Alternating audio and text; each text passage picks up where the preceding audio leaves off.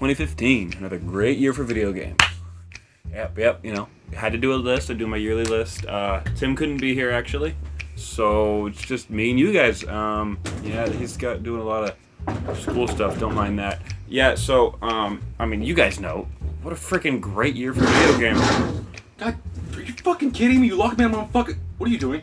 Tim, let's not make this weird. I'm making a list. Wait, no, don't come in. Oh, Jesus fucking Christ! What the? Tim, I'm making a list for my viewers. What are you doing? I told you you're not on the show anymore. No. You're not on the show. You're making a fucking list, aren't you? You piece of shit! What the hell are you doing? Tim, this is really awkward.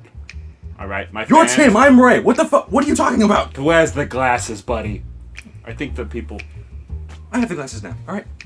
Move over, you piece of shit. What the? This is a full-fledged video. Hi. Yeah, no. I'm Ray. This is Tim. What the hell are you doing? Impersonator. It's really awkward, actually. What were we talking about, apparently? I'm not even in the fucking loop anymore. Ray, am making my 2015 best top 10 video game list. But, you know. Okay, so... It's 2015. Well, the end of 2015. And, it was a great... Okay, usual fucking thing I say, but... Okay, last year sucked for video games. I mean, fucking sucked. Only 2 of those games in that list I would even consider to put on this list if that was the case, but... Well, there was a reason why that year sucked. 2015 brought us some of the best games. We'll probably be talking about fucking decades from now.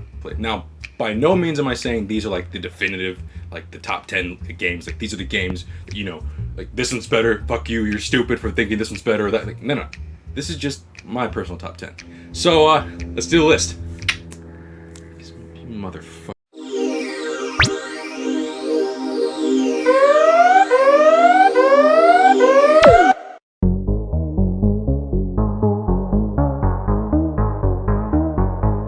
Hotline Miami 2. Holy... Okay. Not only is this game gory, not only does this game pack so much action and suspense, it actually has a plot this time. What I mean, like, the old one did have a plot, but this one is so, like, fleshed out, so, like, rooted in the actual gameplay itself. It's insane. I have never been so confused, but at the same time horrified, and at the same time relieved. Because the way this game ends is just so dark. This whole game is just a big, like, metaphor for something, and I'm still trying to figure it out, but it's just so messed up. But it's a great game. Besides all that, you will die in this game. This game is hard, tough as nails, but you're gonna have a great time dying. It's a really weird way of saying it, but when you die, it just gives you that fuel to just go right back into the game and just try to kill everyone. Ugh. You playing the game right now? Yeah. Dude, we're fuck. The point is, I was supposed to go to you after. No, you gotta kill that guy. Oh, wait, no, he's dead. No, he's the detective. He's a fat. And you're dead. Look at that. See? Okay, well, you interrupted me. No, let's not. No, let's not do this. look, I'm playing the look, fucking game. look, You this stupid is fucking my show. Nobody fucking watches this channel.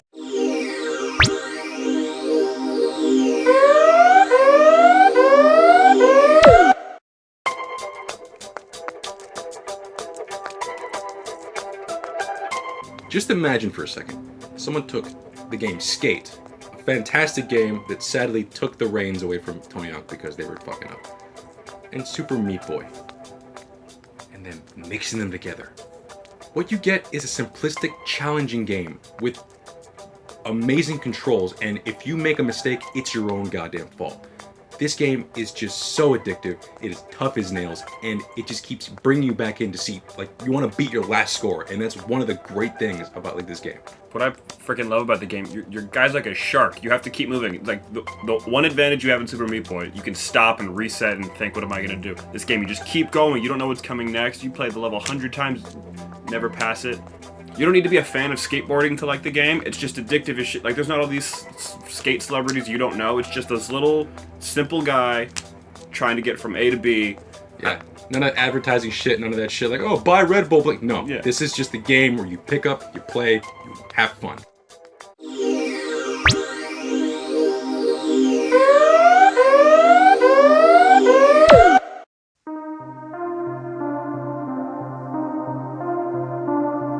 holy shit. Every zombie feels like an actual viable threat.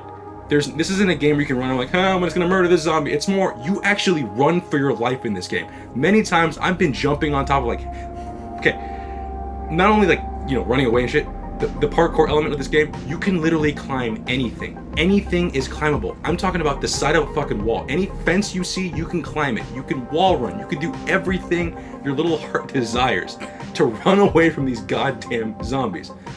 So the whole time you're thinking, oh, Jesus Christ, I'll have to run away, you actually have the option to, instead of like just being stuck like, I have a machine gun and oh no, they're all just run. That is your only option, and it's the greatest option ever, because when you actually move in this game, you freaking move. Other than that, this game is fantastic. It's frightening, especially at night when the new zombies come out. Like, those fuckers will rip you apart. Guns are great, but when you use them, they attract zombies, so there goes the freaking option. I mean, I use them in a pinch, but you can't rely on them. Ammo is scarce. Weapons break so easily. You are constantly trying to survive in this game, and that's one of the great things in this game. It's a true survival horror because you fear death, and it's always around you.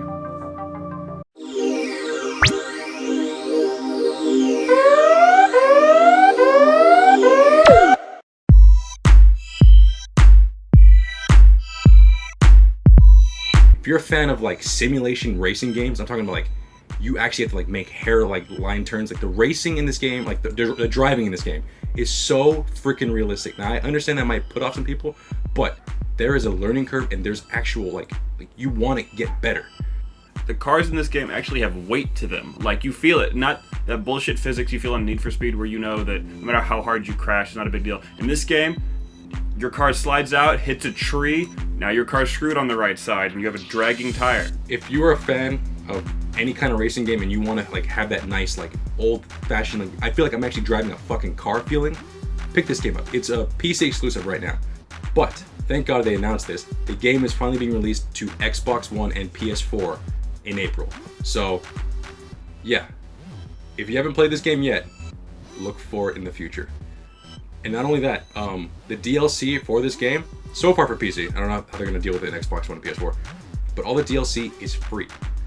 So this game just keeps getting bigger and better every single time I decide to like, pick up and play it. And it's a fantastic game.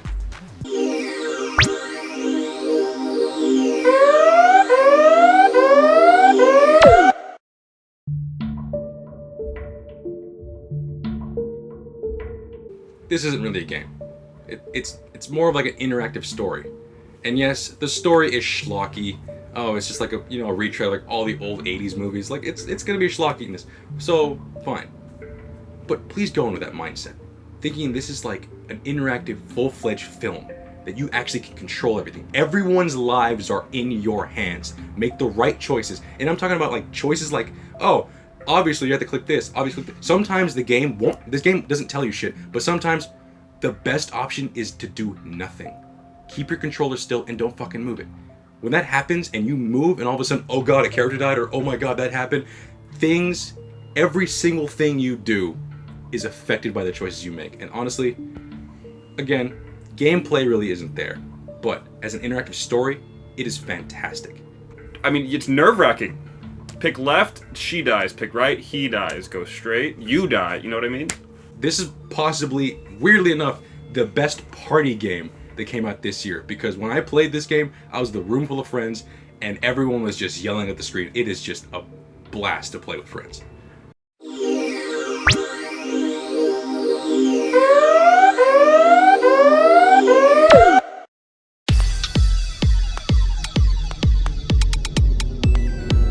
Rocket League. This game... I got this one, buddy. I played the ever shit out of this game. I love this game. I get to race house. He's like, you heard this game, Rocket League?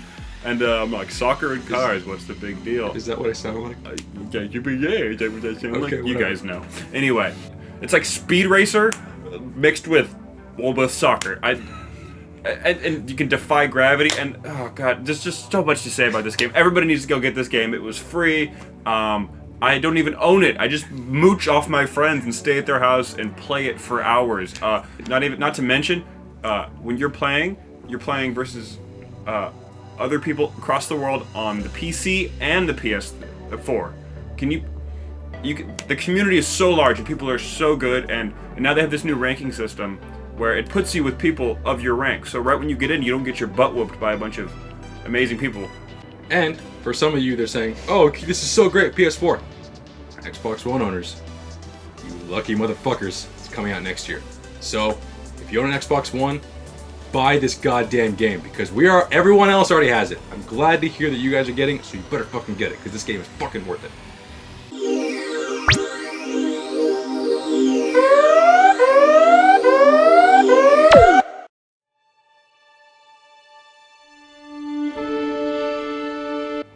Witcher 3. Oh, we just lost 300 subscribers. I know.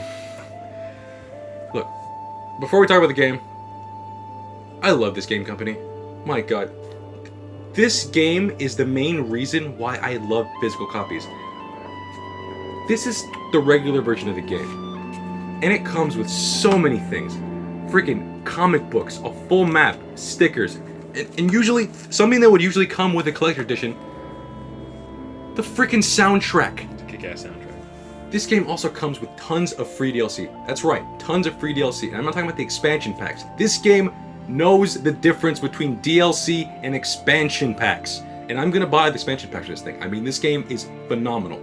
The story is an amazing story, a bunch of branching paths, colorful characters, an amazing lore that you can't help just get immersed in. My god, this game is fantastic. The graphics are superb. The freaking gameplay, although I did have a little hiccups here and there, is solid as shit. The vast open world, the plot is bar none, possibly the best story of this year.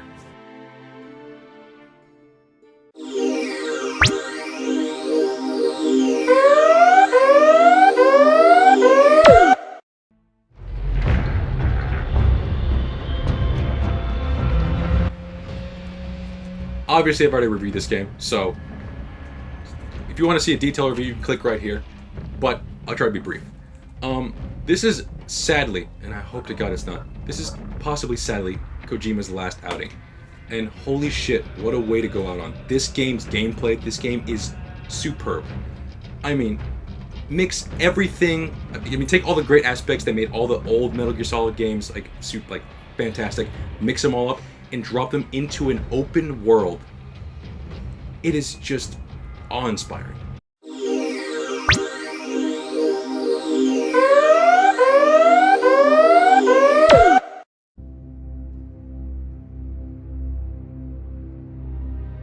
Look, now I understand not everyone's gonna enjoy this game. I hate using this freaking phrase, but yes, this is a non-casual gamer game.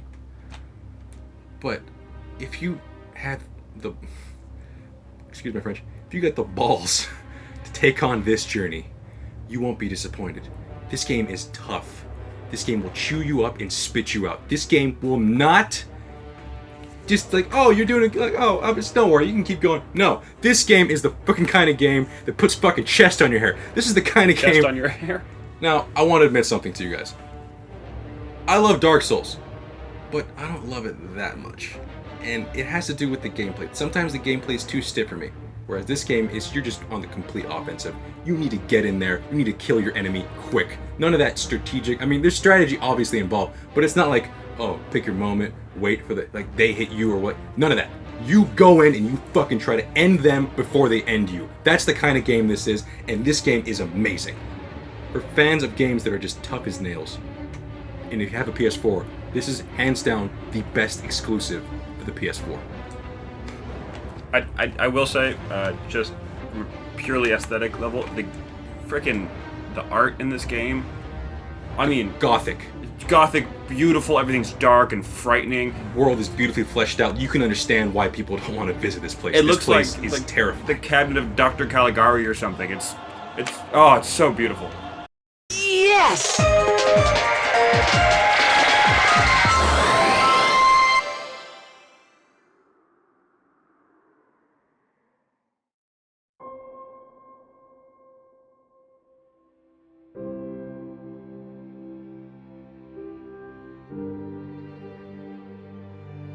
Fanboy alert! Fanboy alert! Not. Fuck you. No. Look, when I heard about this game, I jumped on the hype train too. You know what? I was fucking full swing. Choo choo, motherfucker. Let's go. Straight on. I was in for it. It's coming out this year. I am in. Day one purchase. Even bought the goddamn Pip-Boy. Okay. When I got my hands on this game, all the expectations, I had skyrocketed expectations for this game. They were all met. New game mechanics that made the game just easy to pick up and play, and the enemies were far tougher this time around, and actually terrifying. The customization in this game is fantastic. Guns are, essentially, you can build the perfect gun to your liking. You can put this certain thing, put this certain thing. Everything is in your control. Your armor is customizable, even your settlements, all customizable. But probably the best thing about everything I just mentioned right now, it's all optional. You don't have to do any of that to enjoy the game. It's just great to have the option. It is fantastic. But the main reason that makes this game, obviously my favorite game of the year, is just exploration.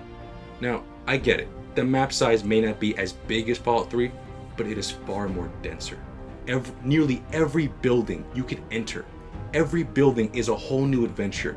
I've gone into a building thinking, oh, I'm just gonna stop here, get some ammo, quick kill a few super mutants, get some XP. I was in that building for 3 fucking hours because all of a sudden I found there was an elevator, and the elevator led down to a freaking secret chamber, down to the sewers. I had to fight a Murloc Queen. It was freaking insane.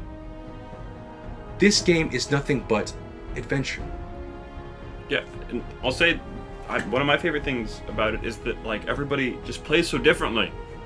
You know, our buddy Mason is a raging lunatic. His guy's an alcoholic. He's addicted to every chem possible, psycho, all of it. He's constantly smoking. He only uses handhelds. I've seen him, baseball bat a guy's head off. Then I go to Ray's house, and I'm just like the freaking Silver Shroud. I'm running around like a goddamn anti-hero using only handguns, just taking down just as one bullet at a time. You can play as yourself, like I like to do. You can play as fucking Mason, who's a fucking chem-addicted psychopath. You can play as Jared, who's a fucking hard-ridden, PTSD fucking sniper from goddamn, the Gulf War. And you can play like fucking Tim. Like a bitch. But yeah, just to wrap things up, last thing I want to say is, this game is amazing. And if I were to give it a one-word review, it'd be freedom. Because when you're free to do whatever you want, it just feels amazing.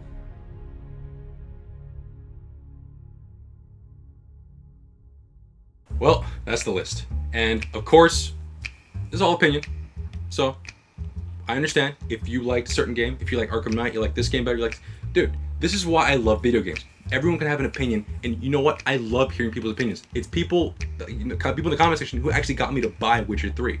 And I am so happy I did, because holy shit, that game is amazing. Now, some people might be wondering, what happened to Arkham Knight? Where the hell's the game? Look, and I understand. As I've stated before in other videos, I don't like to, just play a game for 10 minutes, oh, I have the review, blah, blah. So, sadly, I made the choice to not buy the game because I want all the DLC, but I don't want to, pay for it separately. I'm going to wait for the complete edition. But, I understand it's a great game. I played it a little bit, but again, I can't honestly put it in this list. So, I would like to give it an honorable mention, and a guy who's played the shit out of it, Tim, well, just give him a review. Okay, as you all know, the game's great. It's on a bunch of people's top list. It would have probably been on our top list, but I think at the bottom if Ray had played it. It feels a lot like Arkham City, which isn't a bad thing, because we all love that game. It's just much bigger city, and you can drive the car now. The puzzles are great. Great game. I recommend it to everybody. I think it's a lot cheaper now on Amazon. It's been out for a while. Anyway, that's my quick review. It's great. And I'm definitely picking the game up. So that's pretty much it. That's the video. Thanks for watching. Like, comment, subscribe, and see you guys in 2016. Oh yeah, start the game.